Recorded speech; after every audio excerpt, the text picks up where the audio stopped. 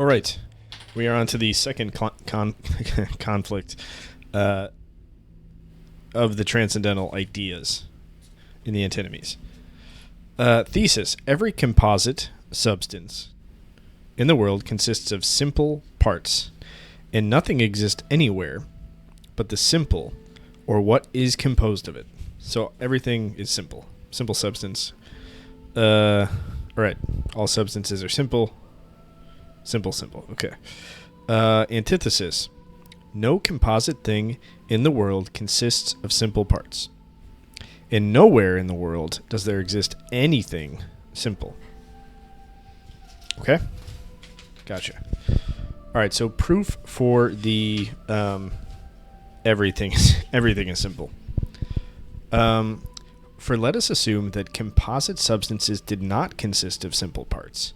In that case, if all composition were removed in thought, there would remain no composite part, and, as we here admit no simple parts, no simple part either. That is, there would remain nothing at all, and therefore no substance would have been given. Either, therefore, it is impossible to remove all composition in thought, or, after its removal, there must remain something that exists without composition. Okay. That is the simple. In the former case, the compound would not itself consist of substances, because with them, composition is only a contingent relation of substances, without which these substances, as permanent beings, must subsist. As this contradicts the presupposition, there remains only the second view, namely, that the substantial composite in the world consists of simple parts. It follows as an immediate consequence that all things in the world are simple beings, and that their composition is only an outer state of them. And that, although we are unable to remove these elementary substances from their state of composition and isolate them, yet reason must think them as first subjects of all composition, and therefore must think them, prior to all composition, as simple beings. Wow. Okay. I watched a couple of videos on this. Every composite substance in the world consists of simple parts, and nothing exists anywhere but the simple, or what it is composed of. I'm going to just reread the whole thing. For let us assume that composite substances did not consist of simple parts. Okay. In that case, if all composition were removed in thought. Oh, okay. So nothing consists of simple parts, right? And then we're removing composition. In other words, like things being stuck together, making them not simple. If we removed all of that, in thought, there would remain no composite part.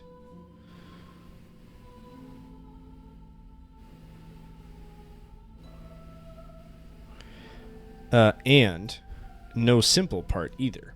That is, there would remain nothing at all. But isn't... Okay. Let us assume that composite substance did not consist of simple parts. Okay, so that's assuming the opposite. That's why it's doing it.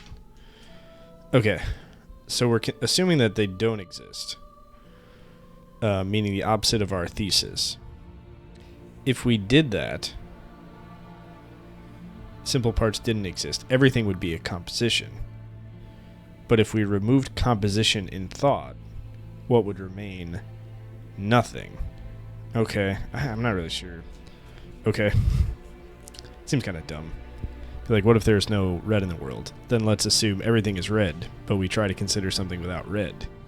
Then there wouldn't be any red. It's like, well, sure, but you've created a world where we're, whatever, proving what we sought to, I don't know. No simple part either, that is, would remain nothing at all, and therefore no substance would have been given. Either, therefore, it is impossible to remove all composition in thought, or, after its removal, there must remain something that exists without composition, that is, the simple. In the former case, if it's impossible to remove all composition in thought, the compound would not itself consist of substances, because with them composition is only a contingent relation of substances, without which these substances as pure permanent beings must subsist. In the former case, the compound would not itself consist of substances, because with them composition is only a contingent relation of substances, without which because if we took the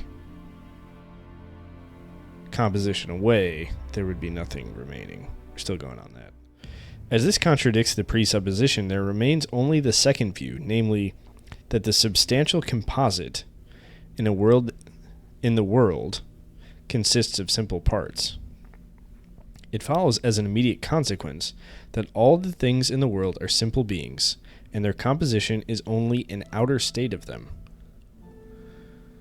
And that although we are unable to remove these elementary substances from their state of composition and isolate them, yet reason must think them as the first subjects of all composition, and therefore must think them prior to all composition as simple beings. Okay, sure. Antithesis. And this is obviously nothing is simple at all. Assume that a composite thing, as substance, consists of simple parts. Then, since all outer relation, and therefore all composition of substances, is possible only in space, hence it follows that however many parts the composite consists of, the space that it occupies must also consist of as many parts. Space, however, does not consist of simple parts, but of spaces. Okay, every part of the composite, therefore, must occupy a space. Now, the absolutely first parts of every composite are simple. It follows, therefore, that the simple occupies a space. Now, since everything real that occupies a space contains a manifold of constituents external to one another, and is therefore composite, and since a real composite is composed not of accidents, for these could not exist external to one another without a substance, but of substances, it follows that the simple would be a composite of substances, which is itself contradictory. What? I think where I thought he was going with that is like if space can be like kind of chopped up infinitely, and like a thing must occupy space, it must be that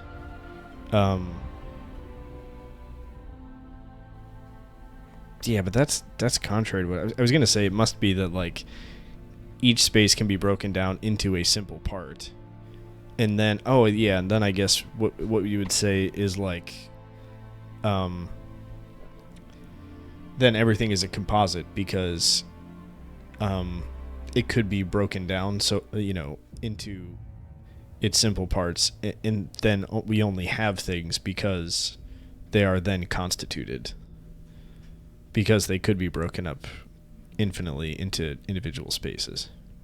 Not sure that makes a lot of sense, but yeah, what do I know? Okay, I'm just going to reread that whole thing again. That's not the whole proof, to be clear. That's just like the first part. Okay, assume that a composite thing, as substance, consists of simple parts. Okay, so a composite is simple parts put together.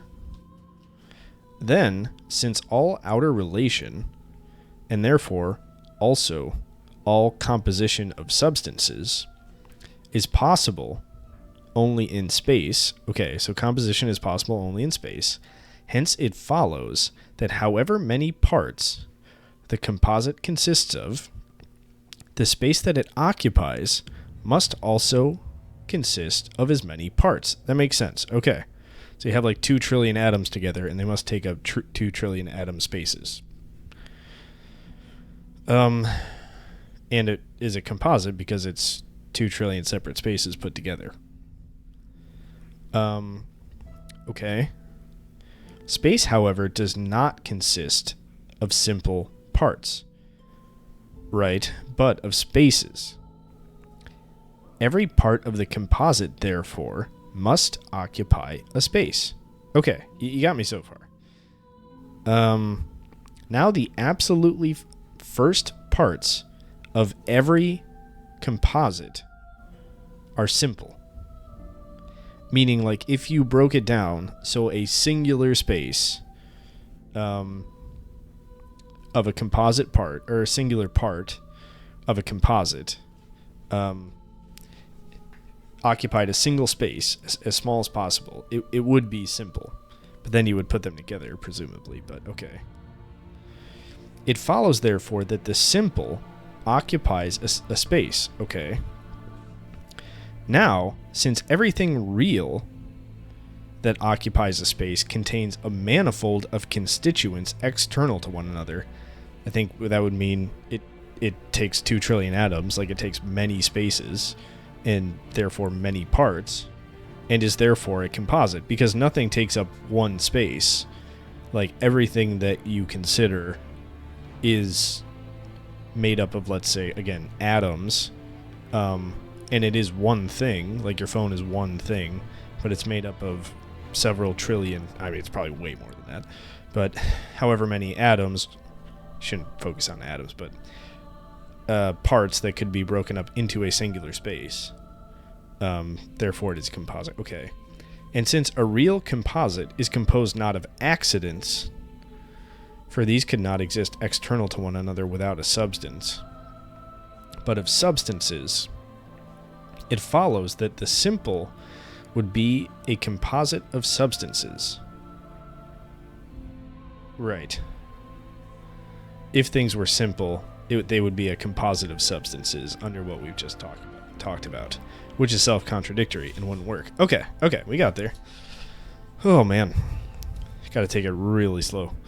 The second proposition of the antithesis, that nowhere in the world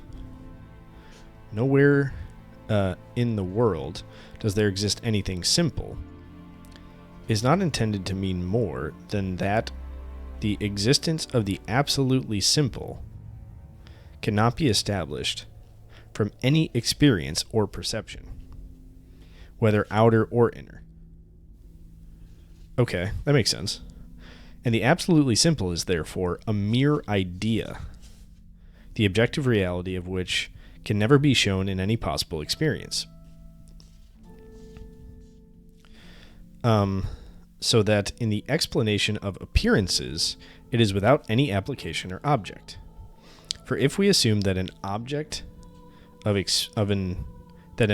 experience could be found in this transcendental idea, then the empirical intuition of some object would have to be known as one that contains absolutely no manifold of constituents external to one another, combined into a unity. Let me read that again. For if we assume that an object of experience could be found in this transcendental idea, right, couldn't be experienced, then the empirical intuition of some object, okay, would have to be known as one that contains absolutely no manifold of constituents external to one another and combined into a unity. Okay.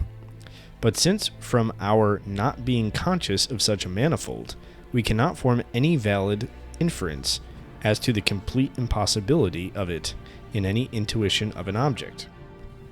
And since without this impossibility, no absolute simplicity can be established, it follows that such simplicity cannot be inferred from any perception whatsoever. That makes sense. Since therefore nothing can ever be given as an absolutely simple object in any possible experience,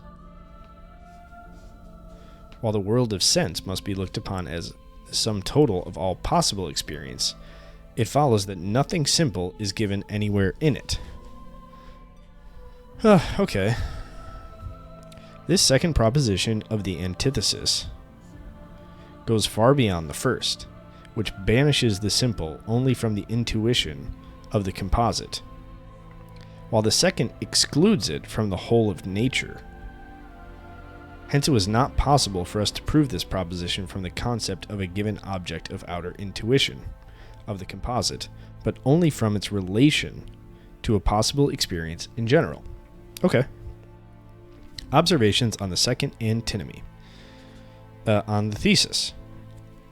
If I speak of a whole as necessarily consisting of simple parts, I understand by it only a substantial whole as a real composite. That is, that contingent unity of the manifold, which, given as separate, at least in thought, is brought into a reciprocal combination and thus constitutes a unit. We ought not call space a compositum, but a totem. T-O-T-U-M. Gotta look that up. Okay, 49, footnote 49.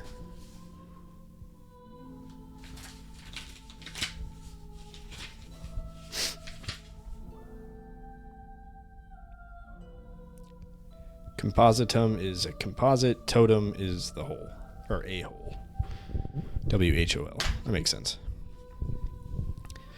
Okay. Excuse me. We ought not to call space a compositum, but a totem. So not a part, but a whole.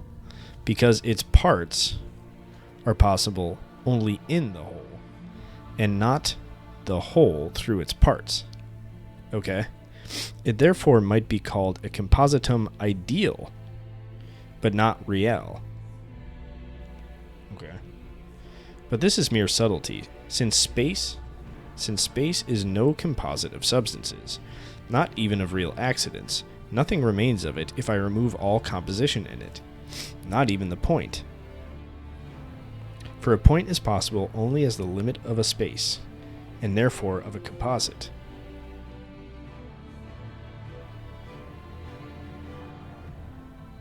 Point is possible only as the limit of a space. Okay. Space and time, therefore, do not consist of simple parts. Wait. Which thesis is this? I thought this was the probe. Every composite in the world consists of simple parts. Okay. Okay, whatever belongs only to the state of a substance, even though it possesses magnitude, as for instance alteration, does not consist of the simple. That is to say, a certain degree of alteration does not arise through the accretion of many simple alterations. We can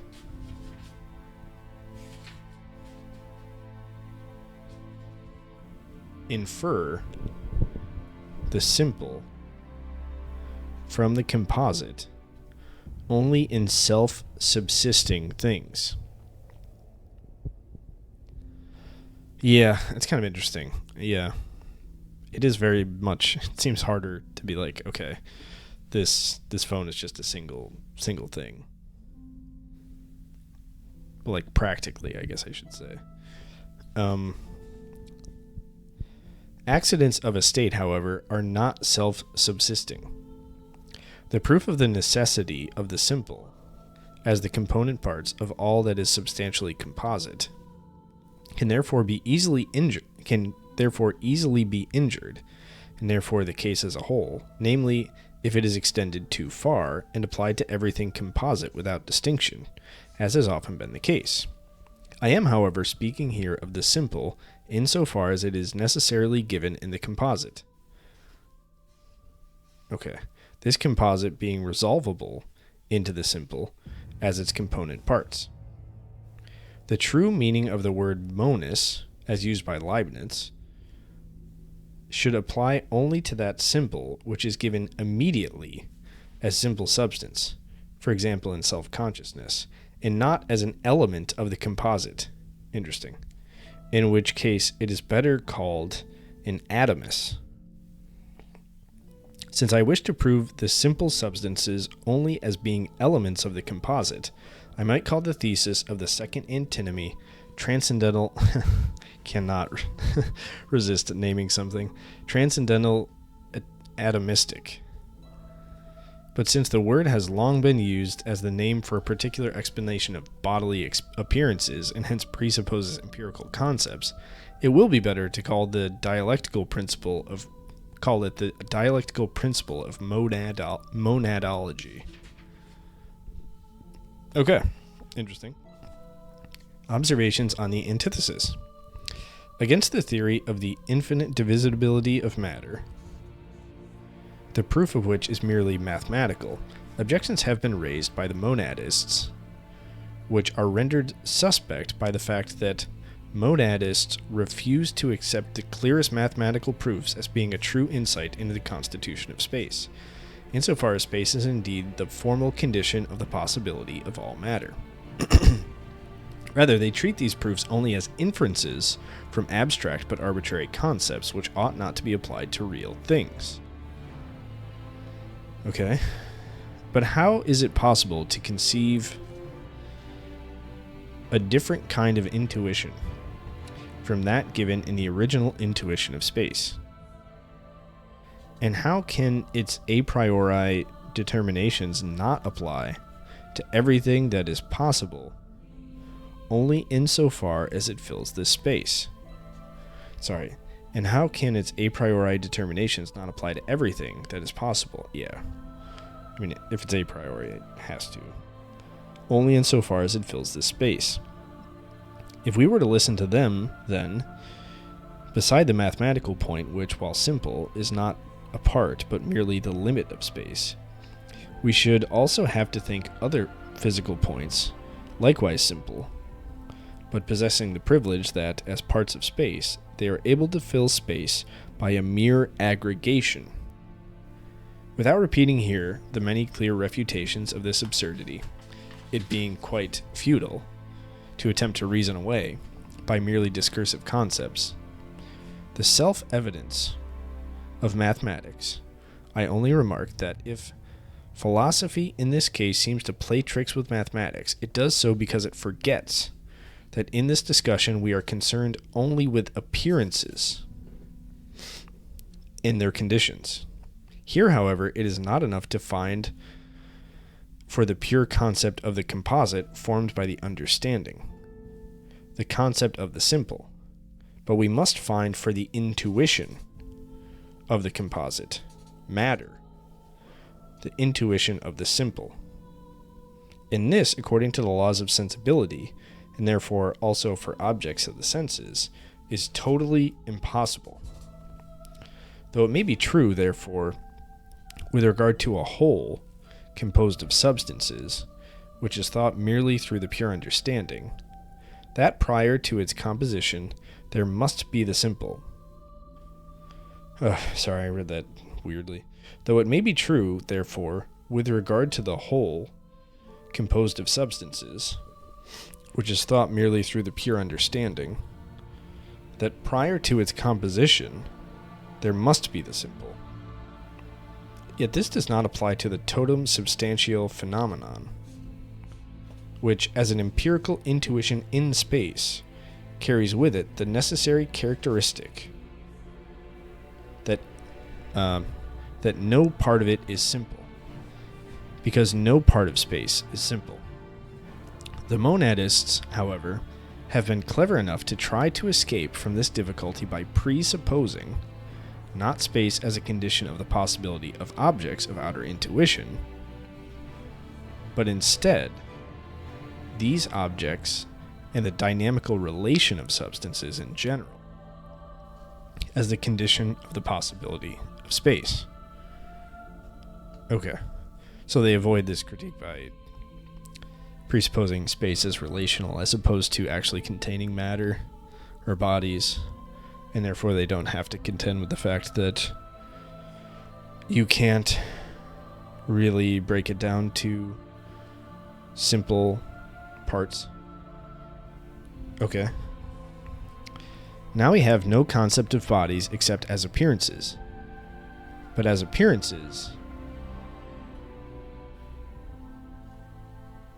they necessarily presuppose space as the condition of the possibility of all outer appearances. This subterfuge of the monadists, therefore, is futile, and has been sufficiently disposed of in the transcendental aesthetic. If bodies were things in themselves, then the argument of the monadists would indeed be valid.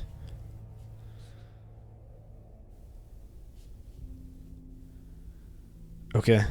The second dialectical assertion possesses the peculiarity that it is opposed by a dogmatic assertion, which, among all pseudo-rational assertions, is the only one which undertakes to prove palpably, in an object of experience, the reality of that which we counted before as belonging only to transcendental ideas, namely, the absolute simplicity of substance. I mean the assertion that the object of the inner sense, the I that thinks in an absolutely simple substance.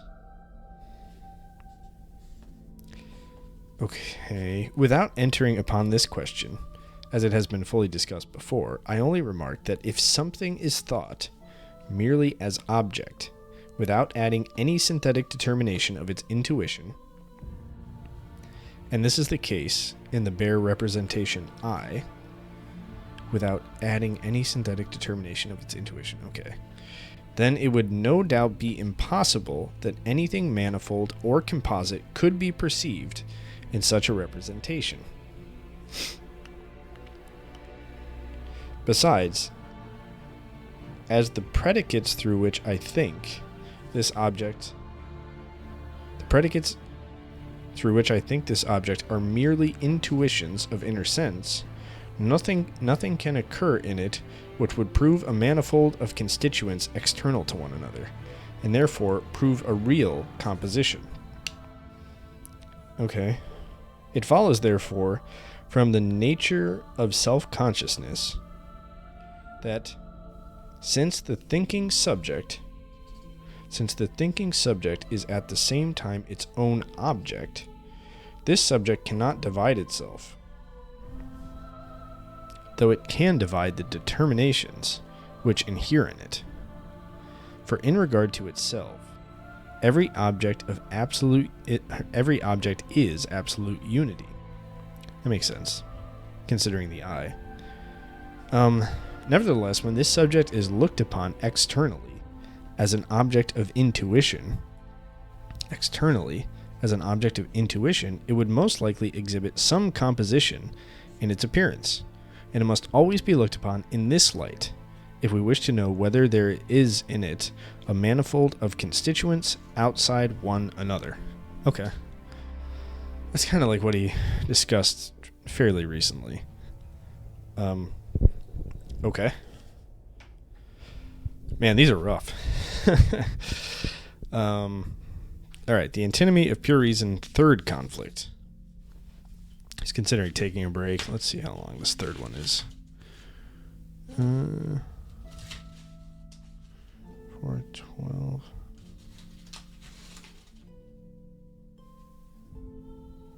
All right, let's keep going. Thesis. Causality, according to the laws of nature, is not the only causality from which all the appearances of the world can be derived. Okay, causality according to the laws of nature. All right, is not the only causality from which the appearances of the world can be derived. In order to account for these appearances, it is necessary to admit another causality, that of freedom. Okay. Antithesis, there is no freedom, but everything in the world takes place solely according to the laws of nature. All right, proof of the thesis. So nature isn't the end-all be-all of causality, there is freedom. Proof. Let us assume that there is no other causality, but that according to the laws of nature. In that case, everything that takes place presupposes a preceding state upon which it inevitably follows according to a rule. Right. Meaning there's no effect without a cause. In the causes of nature. But that preceding state must itself be something which has taken place, which has come to be in a time in which it previously was not. For if it had always existed, its consequence too would have always existed, and would not have only just arisen. The causality, therefore, of a cause through which something takes place, the causality of a cause through which something takes place is itself something which has taken place, and which, according to the laws of nature, again presupposes a preceding state and its causality, and this again a preceding state, and so on. If therefore everything takes place according to mere laws of nature, there will always be only a subordinate, but never a first beginning, and therefore there is no completeness of the series on the side of the causes arising from one another. Right. But the law of nature consists in this, that nothing takes place without a cause sufficiently determined a priori. Therefore the proposition, if taken in its unlimited universality, that all causality is possible only according to the laws of nature, contradicts itself. Okay, this makes sense. Scary. And it is impossible, therefore, to admit this causality as the only one. We must therefore admit another causality, through which something takes place without its cause being determined any further. According to the necessary laws, by a preceding cause.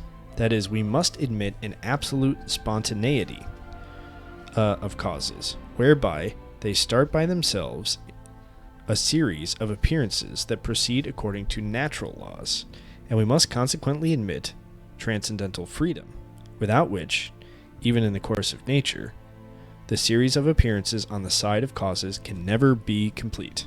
Okay, that was actually pretty straightforward. So, meaning you have some effect, you identify the cause, but that cause must have an effect, and so on and so forth, until you get back to the original.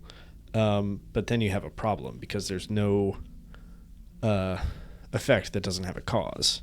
So there must be some other cause other than nature, which has continued those causes, essentially. There must be an original cause of some sort. Freedom. Okay. The proof of the antithesis. Proof.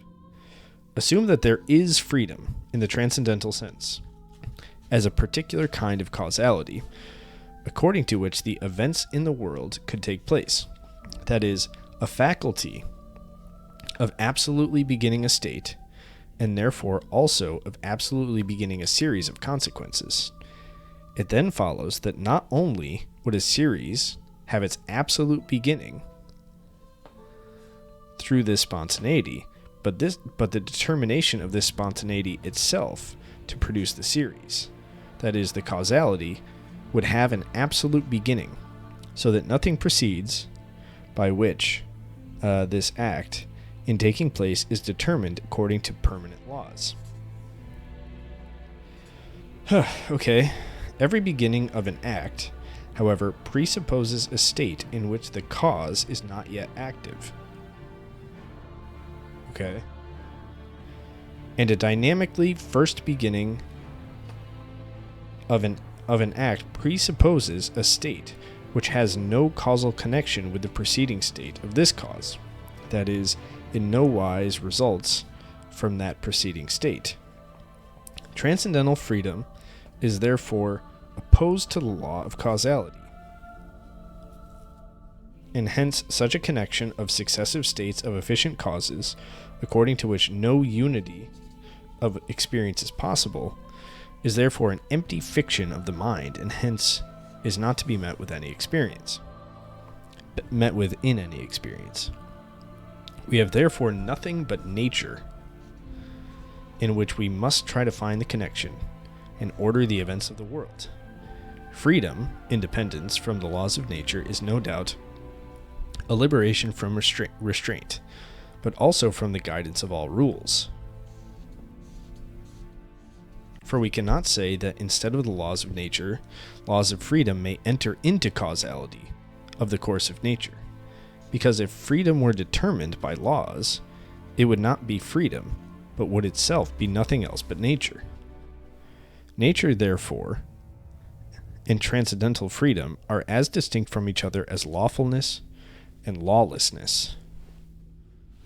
Nature no doubt imposes upon the understanding the difficult task of seeking the origin of events higher and higher up the series of causes, because their causality is always conditioned.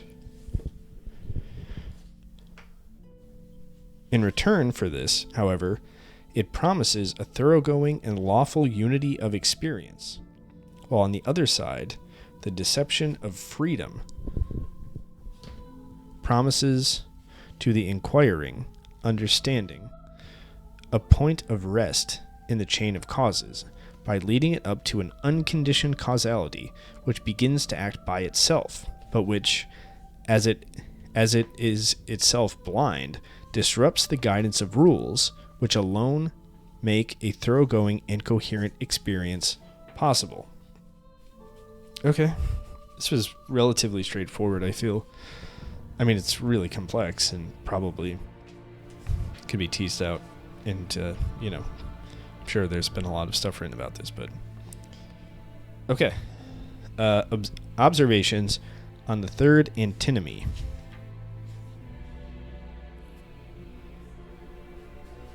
The transcendental idea of freedom. Or this is on the thesis. The transcendental idea of freedom is far from forming the whole content.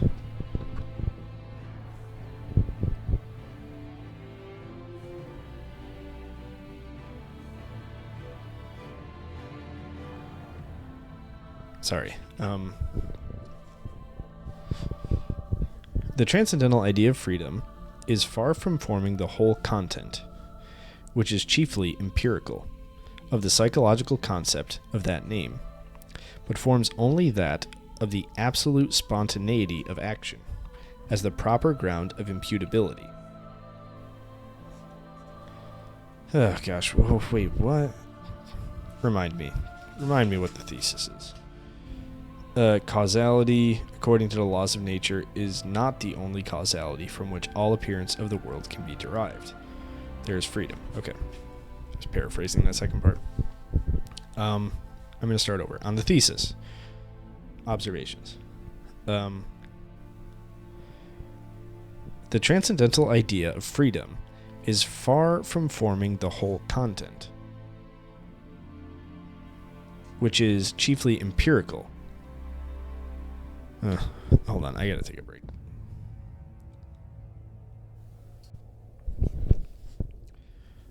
Alright, observations on the antithesis. He who stands up for the omnipotent... Oh shit, I didn't read the thesis, damn it. I took a brief break. Coming back. Okay, on the thesis, of course. And the thesis, just to remind me, is that causality, according to the laws of nature, is not the only causality from which all the appearances of the world can be derived. There's freedom. Okay. There's not just causality of nature. There's other stuff. In particular, freedom. All right. The transcendental idea of freedom is far from forming the whole content, which is chiefly empirical, of the psychological concept of that name, but forms only that of the absolute spontaneity of action. Right. The transcendental idea of freedom is like the idea that you can spontaneously do something outside the bounds of, I don't know, some sort of deterministic whatever, as the proper ground of imputability. This idea, however, is the real stumbling block for philosophy, which finds insurmountable difficulties in admitting this kind of unconditioned causality. The element in question of the freedom of the will, which has always so much embarrassed speculative reason, is therefore, in fact, only transcendental and refers merely to the question of whether we must admit a faculty of spontaneously beginning a series of successive things or states. How such a faculty is possible is a question that need not be answered. For with regard to the causality according to the laws of nature, we must similarly be satisfied to know a priori that such a causality has to be presupposed, even though we can in no wise comprehend how it is possible. That, through one existence, the existence of another is posited, but must, for this purpose, appeal solely to experience. The necessity of a first beginning of a series of appearances from freedom has been established only insofar as it is required to make an origin of the world comprehensible. Right. The world has to have some cause. Which is like, what, isn't it like a kind of a classical proof for the existence of God? While all subsequent states may be regarded as a succession according to the mere laws of nature. But as thus the faculty of spontaneously beginning a series in time has been proved, although by no means understood, it is now permitted also to let, even within the course of the world, different series begin spontaneously with regard to causality, and to attribute their substances of faculty acting from freedom. But we must not allow ourselves to be troubled by a misapprehension, namely, that since a successive series in the world can have only a comparative first beginning, because some other state of things in the world must always precede it, therefore, perhaps, no absolutely first beginning of any series is possible in the course of the world. For we are speaking here of the absolutely first beginning, not according to time, but according to causality.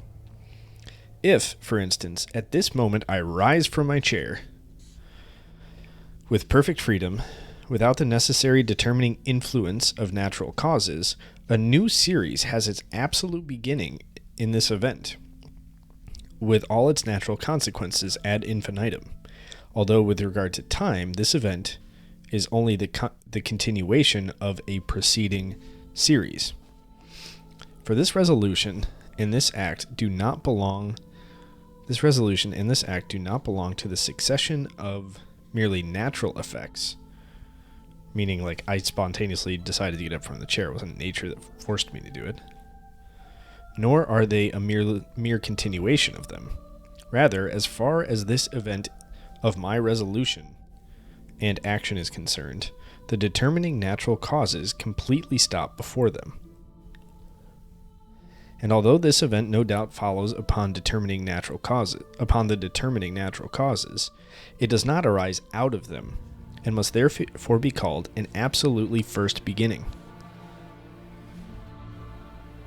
of a series of appearances, not with reference to time, but with reference to causality.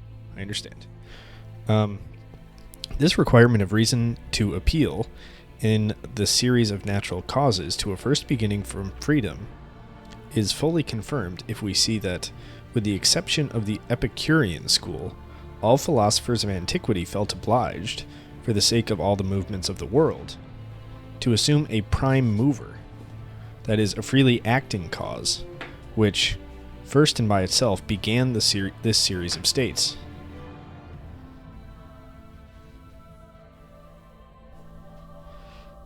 For they did not attempt to make a first beginning comprehensible by an appeal to mere nature.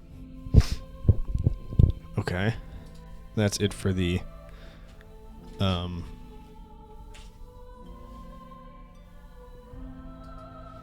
thesis explanation, or observations. Antithesis. I just want to remind myself. Once more, there is no freedom. Everything takes place according to the laws of nature. So from the Big Bang, everything has been determined. Observations on the antithesis. He who stands up for the omnipotence of nature, transcendental physiocracy, in opposition to the doctrine of freedom, would defend his position against the sophistical conclusions of this doctrine in the following manner. If you do not admit in the world something mathematically first with regard to time, there is no need to look for something dynamically first with regard to causality. If you do not admit in the world something mathematically first, so something mathematically first with regard to time, something happened first, there is no need to look for something dynamically first with regard to causality. Okay. And that something can change, obviously, so you can't look for that. Okay. Who has told you to invent an absolutely first state of the world, and with it an absolute beginning of the gradually progressing series of appearance, and to set limits on unbounded nature in order to give your imagination something to rest on? I don't know.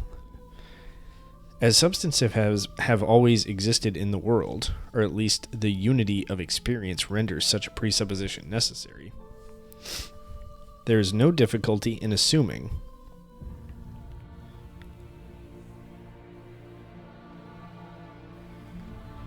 There's no difficulty in also assuming that a change of their states, that is, a series of their alterations, has similarly always existed, so that there is no need to look for a first beginning, whether mathematical or dynamical.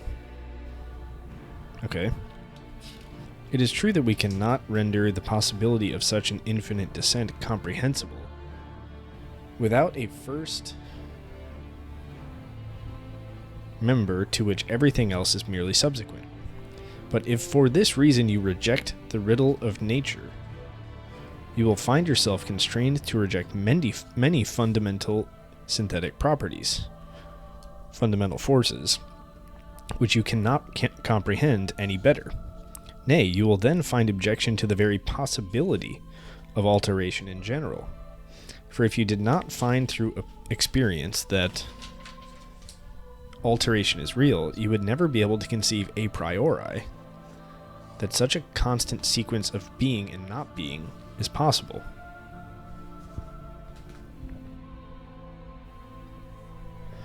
Okay, meaning if you reject this from the start, then you can't just add it in at some point.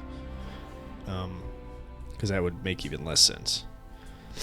And even if a transcendental faculty of freedom might somehow be conceded to start the alterations of the world, such a faculty would at all events have to be outside the world, though it would always remain a bold assumption to admit, outside the sum total of all possible intuitions, a further object that cannot be given in any possible experience. Right, if the world started and there wasn't that first cause, then it would have to come from somewhere outside the world, and that's based on possible intuitions isn't a thing. But it can never be allowed to attribute in the world itself such a faculty to substances, because in that case the connection of appearances determining one another by necessity and according to universal laws, which we call nature, would almost entirely disappear, and along with it the test of empirical truth, which distinguishes appearance from dreams. Okay, but it can never be allowed to attribute in the world itself a faculty to substances, meaning like spontaneity, because in that case, the connection of appearances determining one another by necessity and according to universal laws, which we call nature, I see, would almost entirely disappear. Meaning if you just added in to something, then like why would that then cause something, like the whole network would probably like fall apart, because it could just be added in at any point. So why is it necessary that like that cause follows, like effects follow certain causes and then go on down the line? if you've doubted that effectively from the beginning. Okay.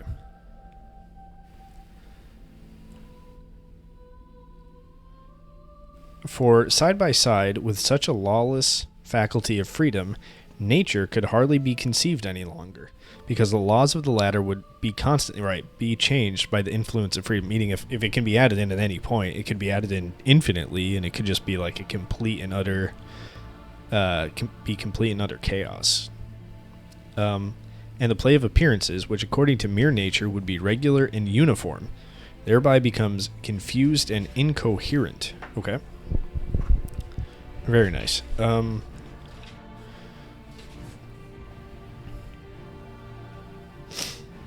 Okay. I think we're on to the fourth conflict. Alright, thesis. There belongs to the world an absolute necessary being, either as its part or as its cause.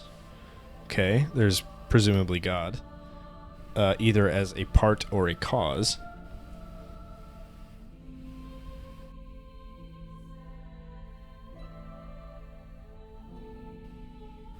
Okay. Antithesis. An absolutely necessary being exists nowhere, neither in the world nor outside the world as its cause. Proof. There is a necessary being, either part as its part or its cause. Proof. The world of sense, as the whole of all appearances, contains a series of alterations. For without this series, even the representation of a series of time, which forms the condition of the possibility of the world of sense, would not be given to us. Footnote. As a formal condition of the possibility of alterations, time is no doubt objectively prior to them. Subjectively, however, and in the reality of our consciousness, the representation of time, like every other, is given only through being prompted by perceptions. Okay, I'm going to start that over. Proof. The world of sense, as the whole of all appearances, contains a series of alterations. For without this series, even the representation of a series of time, which forms the condition of the possibility of the world of sense, would not be given to us.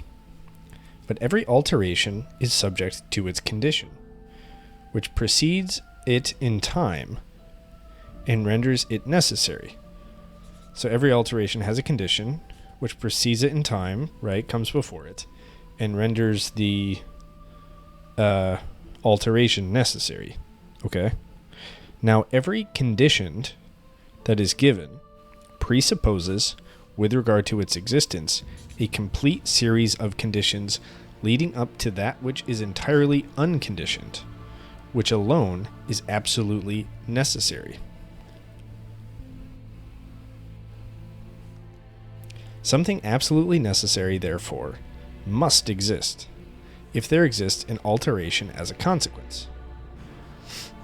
Okay?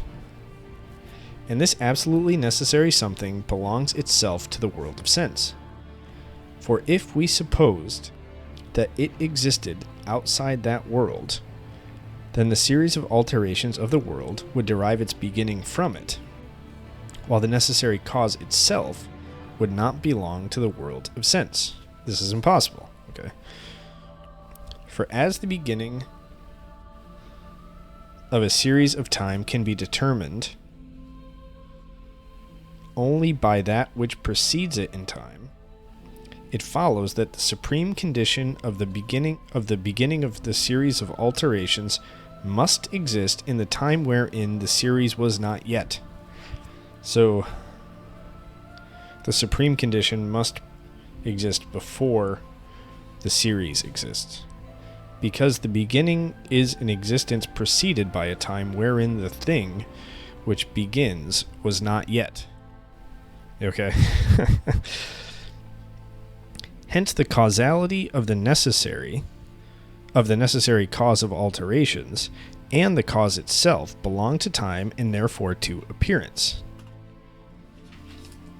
in which alone time, as its form, is possible. Okay. And they cannot therefore be conceived as separated from the world as sense, as the sum total of all appearances. It follows therefore that something absolutely necessary is contained in the world itself, whether it be the whole series of the world itself or only a part of it. Okay, it sounds kind of similar to the previous one. All right. Antithesis. An absolutely necessary being exists nowhere, neither in the world nor outside the world, as its cause. Proof. If we suppose that the world itself is a necessary being, or that a necessary being exists in it, there would then be in the series of alterations either a beginning that would be unconditionally necessary and therefore without a cause, which conflicts with the dynamical law of all. Oh, I see what he's saying. So meaning if there's like a necessary part of the world, it would always have to be necessary. And if it always was necessary, then it would almost have to precede the universe. I'm using universe like probably loosely here, and it would be illogical for something to precede everything. It would be outside of everything. Although that's kind of what God is, but anyway. Okay. If we suppose that the world itself is a necessary being, or that a necessary being exists in it, there would then be in the series of alterations either a beginning that would be unconditionally necessary and therefore without a cause, and maybe it's not that well. Okay, I'm not gonna. Okay. Which conflicts with the dynamical law of the determination of all appearances in time, or the series itself would be without any beginning, and although contingent and conditioned in all its parts, yet entirely necessary and unconditioned as a whole, which would be self-contradictory, because the existence of a multitude cannot be necessary if no single part of it possesses necessary existence. Okay. If we suppose, on the contrary, that there exists an absolutely necessary cause of the world outside the world, then that cause, as the supreme member in the series of causes of alterations of the world, would begin the existence of these alterations in their series. In this case, however, that cause would have to begin to act, and its causality would belong to time, and therefore to the sum total of appearances. Consequently, the cause itself would not be outside the world, which contradicts our presupposition. Right, meaning if it caused everything, it would have to act within the bounds of, in some sense, what did he say? Did he just say time? Or appearances? But then it wouldn't exist outside of those. It would be within those, and it would be a contradiction. Therefore, neither in the world nor outside the world, yet in causal connection with it, does there exist any absolutely necessary being. Okay. All right, observations on the fourth antinomy. On the thesis. In order to prove the existence of a necessary being, I ought not here use any but the cosmological argument, which ascends from the conditioned in appearance to the unconditioned in concept. The conditioned in appearance to the unconditioned in concept. This unconditioned being considered as the necessary condition of the absolute totality of the series. Okay. To undertake this proof from the mere idea of a supreme being belongs to another principle of reason and will have to be treated separately. The pure cosmological proof cannot establish the existence of a necessary being without leaving it open whether that being be the world itself or distinct from it. The pure cosmological proof cannot establish the existence of a necessary being without leaving it open, whether that being be the world itself or distinct from it. Has to answer that question, okay? In order to settle this question, principles are required which are no longer cosmological, and which do not proceed in the series of appearances.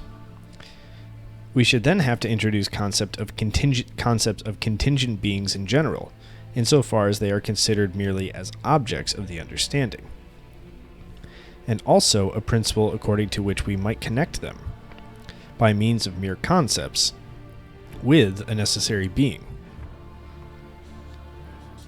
But all this belongs to a transcendent philosophy for which it is not, or for which this is not yet the place. Okay, I guess that makes sense. I'm going to read that again, because it doesn't make sense. The pure cosmological proof cannot establish the existence of a necessary being without leaving it open, whether that being be the world itself or distinct from it. So it has to... So that's going to be left open, whether the necessary being is the world itself or distinct from it. And in order to settle this question, principles are required which are no longer cosmological, okay, and which do not proceed in the series of appearances. Right. We should then have to introduce concept of contingent beings in general. So to prove whether it's contingent or not, or like a part or the cause of it, you'd have to consider contingent beings in general, insofar as they are considered merely as objects of the understanding, and also a principle according to which we might connect them, like how are contingent beings connected, okay, by means of mere concepts. We'd have to use concepts, right? This isn't an experience thing, with a necessary being, which is like how are contingent things connected to necessary things, and how would this necessary thing be connected with a contingent world, etc. Okay, but all this belongs to a transcendent philosophy for which this is not yet the place. Once we begin our proof cosmologically, however, taking for our foundation the series of appearances and the regress in it according to the empirical laws of causality, we cannot afterwards suddenly leave this line of argument and pass over to something which does not belong to as a member to this series at all, right? For the condition must be taken in the same meaning in which the relation of the condition to its condition was taken in the series by continuous progression, meaning we must stick with the cosmological, was to lead to that highest condition.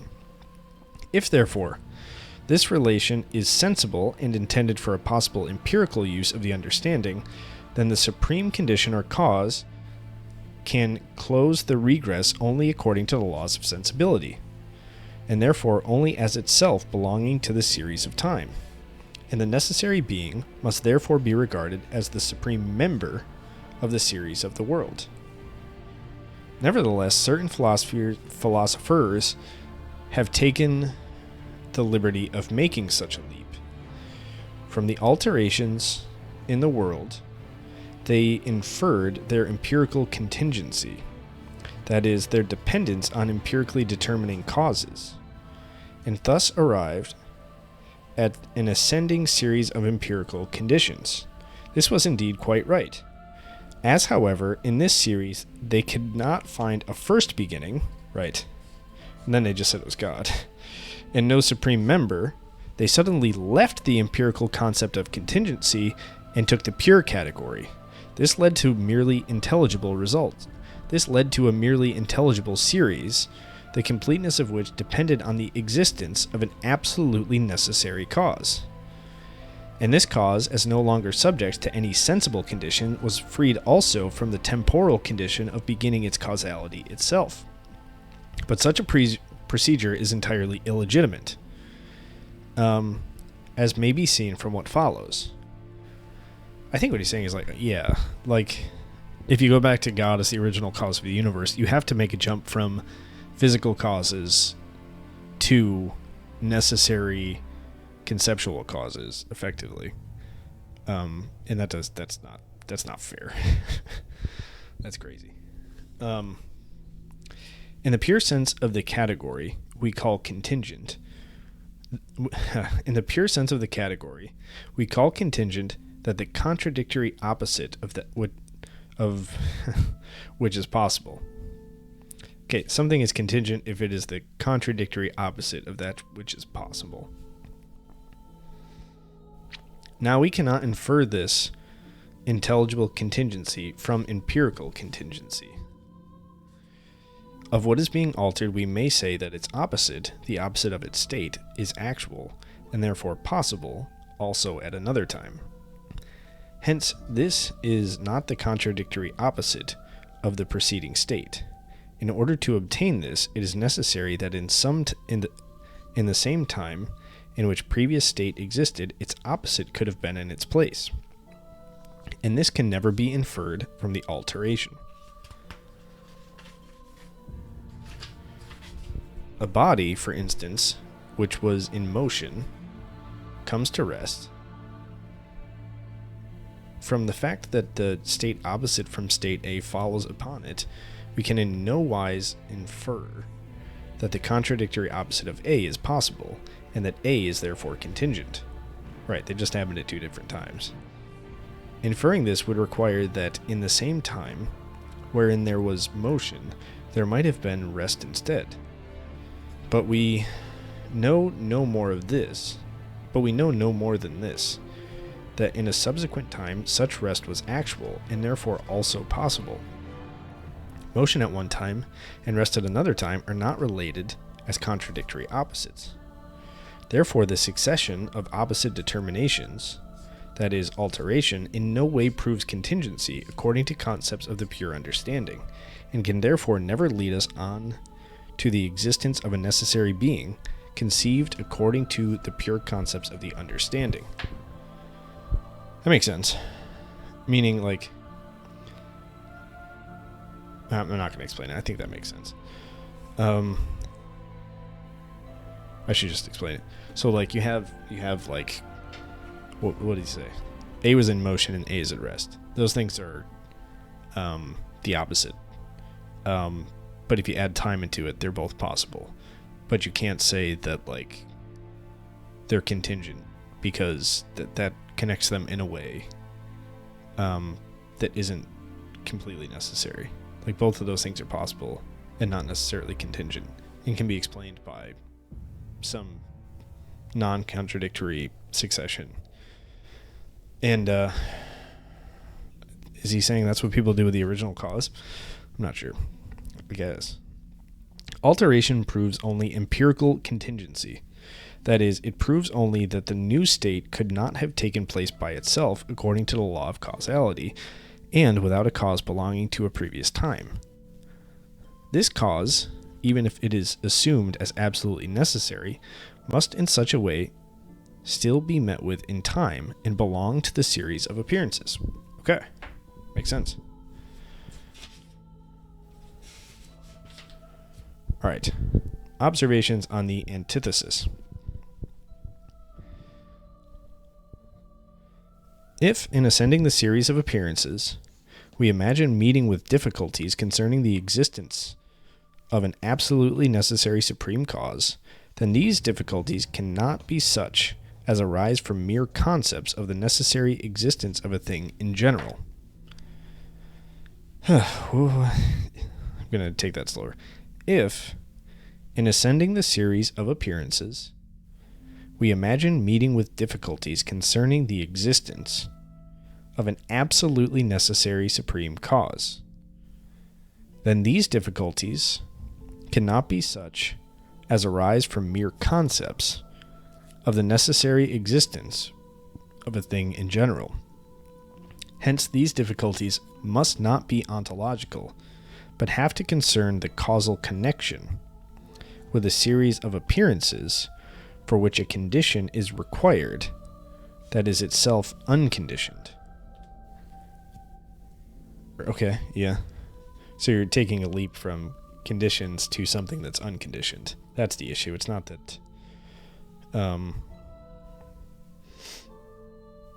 it's not a conceptual issue. These difficulties, therefore, must be cosmological and must be inferred in accordance with empirical laws. It must be shown that our ascent in the series of causes in the world of sense can never end with an empirically unconditioned condition. Right. And that the cosmological argument based on the contingency of the states of the world, as evinced by their alterations, ends in a verdict against the assumption of a first cause that absolutely starts the whole series. Hence we encounter a curious contrast in this antinomy. From the same ground on which, in the thesis, the existence of an original being was proved, its non-existence is proved in the antithesis with equal stringency. We were first told that a necessary being exists because the whole of past time comprehends the series of all conditions, and with it, therefore, also the unconditioned, the necessary. We are now told there is no necessary being, for the very reason that the whole of past time comprehends the series of all conditions, which therefore are one and all themselves conditioned. The explanation is this. The first argument regards only the absolute totality of the series of conditions determining one another in time, and thus arrives at something unconditioned and necessary. Right, considering the series as a whole, there must be something unconditioned and necessary that started it. But if you consider it presumably as a series, and you go back, there's a break in the chain there eventually that makes it illogical or not work. The second, on the contrary, regards the contingency of all that is determined in the series of time, everything being preceded by a time in which the condition itself must again be determined as conditioned, in which case everything unconditioned and any absolute necessity must completely vanish. In both, the manner of inference is quite in conformity with ordinary human reason, which frequently comes into conflict with itself through considering its object from two different points of view. Herr von Myron considered the controversy between two famous astronomers, which arose from a similar difficulty as to the choice of the true standpoint, as something sufficiently important to write a separate treatise on it. The one reasoned that the moon revolves around its own axis because it always turns the same side towards the earth. The other concluded that the moon does not revolve on its own axis because it always turns the same side towards the earth. Both inferences were correct, according to the point of view from which one chose to consider the motion of the moon. Whew. Alright, that one actually made more sense. It's still pretty difficult and kind of vague, a little vague, it feels. But I get what he's going for, and yeah, I'm more interested in the upcoming sections, which my understanding is Kant kind of ties this all together and talks a little more broadly about the implications of these pitfalls in reasoning. So yeah, onward and upward.